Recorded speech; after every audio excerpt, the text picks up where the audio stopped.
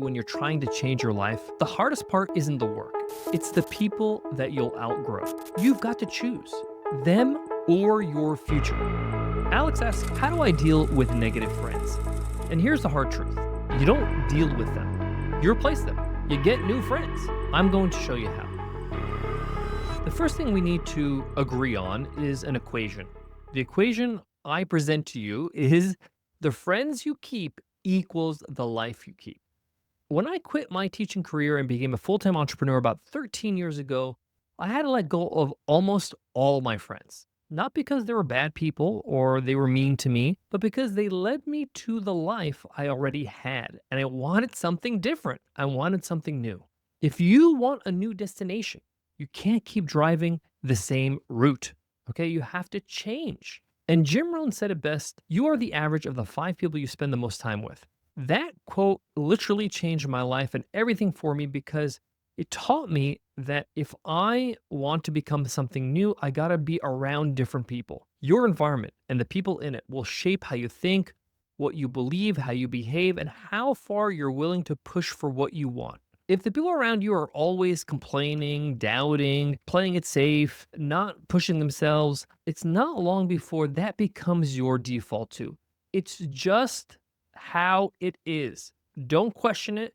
Don't think that you're different. Don't think that that won't happen to you. That's just the truth. Number two, most people want you to stay the same. This is tough to admit, but most people, especially if they're negative, don't want you to grow. Not because that they're evil or they're horrible, but because your growth forces them to confront their own stagnation. If you suddenly start a business, go to the gym, start transforming yourself, start investing in yourself, you're reminding them that they are not doing that. So, what do? They try to pull you back down, consciously or subconsciously.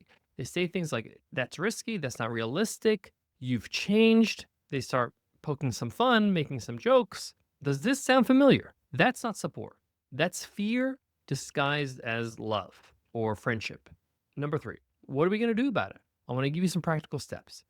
So, what do you actually do about this situation? Step one, I want you to accept that you will outgrow people. That's just how life is. If you're growing, you will outgrow people that are around you. The only exception to this is if you are around people that are also growing as well. It's not personal, it's natural. You don't need to make it dramatic or make some sort of like grand announcement. You don't need to confront them. Just gradually start shifting away from them. Shift your time and your energy away from those people. You're not cutting people off. You're not being dramatic about it or harsh or mean. You're just spending more time elsewhere. You're choosing to grow, and not everyone's going to come with you. That's just how it is. You're going to a new destination. Not everybody wants to go there. Step two, make space for the right people. I always say this, I believe this in my core. If you want to win in business, hang out with people who win in business. It's actually that simple. And you can replace the word business with anything you like. If you want to win in health and wellness, then hang out with people who are winning in health and wellness. You want to be a better writer? Be around great writers. You want to build a business? Be around builders, people that are building things. You want to think bigger? Be around people who make you feel like your goals aren't big enough, that you're not actually thinking big enough. You're not shooting for larger goals. One of my life hacks is to go on holiday, go on vacation, even a short weekend with somebody that's doing something great, that's doing things that you want to do, that are doing things that are inspiring, that are stretching themselves, that are pushing you to think bigger. Recently, I went to Japan. I spent a few days with my buddy Ramit Sethi and his wife Cass Sethi. Ramit has two New York Times bestsellers. He's got a Netflix show. He's done really big things, and it made me think bigger about what I want to do in my career. Step three, schedule connection, be intentional. What do I mean by that? Well, you need to make new friends, right? And this is not going to happen by accident. Making new friends as an adult takes work, okay? It's not just going to happen with you sitting on the couch. So set one night a week to go to meet new people. Go to a meetup, go to a conference, go to an event that attracts the kind of people that you want in your circle, that you want to influence you in a certain way. For example, right now, I want to be more creative with my work, with what I do with the podcast, with what I do with the $100 MBA program, with what I do when I speak on stage. So how do I become more creative? Well, I got to be around creatives. So I'm going to go to an event at the Art Gallery of New South Wales tomorrow night. Why? Again, to be around art I've never been exposed to be around people I don't usually hang out with, to expand, to push myself to another place that I normally don't go to. That's how it works. One room at a time, one scheduled event in your calendar at a time. It's not going to happen by accident. You got to seek out these opportunities. Nicole, my wife and partner, suggested, hey, I'm going to this event in the art gallery. I'm a member. Want to come with me? My default answer would be no, I'd rather do something else. But then I thought, you know what? I should go. I think this is going to be a good chance for me to expand myself, to push myself. It's not what I normally would do, and it would allow me to be more creative and be around people I normally wouldn't be around.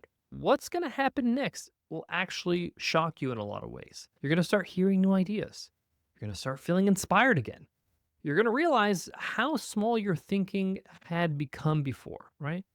And most of all, you're going to start feeling seen. You're going to start feeling like yourself, and you're growing into a new self. When you start surrounding yourself with people that are doing great things, who get it, you stop feeling crazy. You stop feeling like you're weird. You stop second guessing every decision that you have. You start feeling some momentum, finally. Lastly, I want to touch on this concept that a lot of people ask, what if the people that are negative around me are family? Same principle applies, but be more gentle, because your family is your family. You don't need to cut anyone off. Just limit access to your energy. Still go to the dinners, still take the calls. But when you go, here's my advice. Don't bring your biggest dreams to people who aren't qualified to handle them. Okay? Don't bring the big things you want to do to people that just don't know how to react. And often they react in a negative way that bring you down.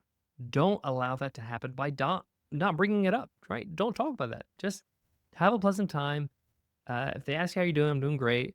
You don't need to share things that will invite negative feedback. Look, this isn't easy. Letting go of people is one of the hardest parts of leveling up your life and your business, but it's also one of the most necessary. It's one of the most impactful. So, Alex, thank you for your question, because I know there's a lot of people listening who needed to hear what I shared today. Your future is waiting for you, but it needs you to step into new rooms, and you need to find new voices, new people that can influence you in the right way. And you have to be brave enough to leave old patterns behind and people that don't serve you anymore. Choose your circle wisely. It just might be the thing that changes everything. Thanks so much for listening to this podcast and being a subscriber. If you're not a subscriber yet, make sure you hit the follow button on the app you're using to consume this episode.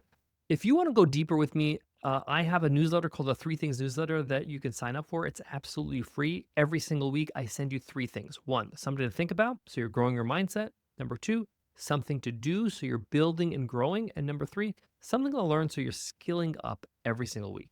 It's my way to coach you from afar. It's absolutely free. All you got to do is go to 100mba.net, sign up for any of our free guides or any of our free templates or anything like that, and you'll be added to our newsletter automatically. But real quick, if you have a question that you want to ask here on Q&A Wednesday, just go to 100mba.net/Q, and you could submit your question to be answered right here on the podcast. Until next time, I'm Omar Zenhom. Thanks for listening to the $100 MBA Show, and I'll see you in the next episode.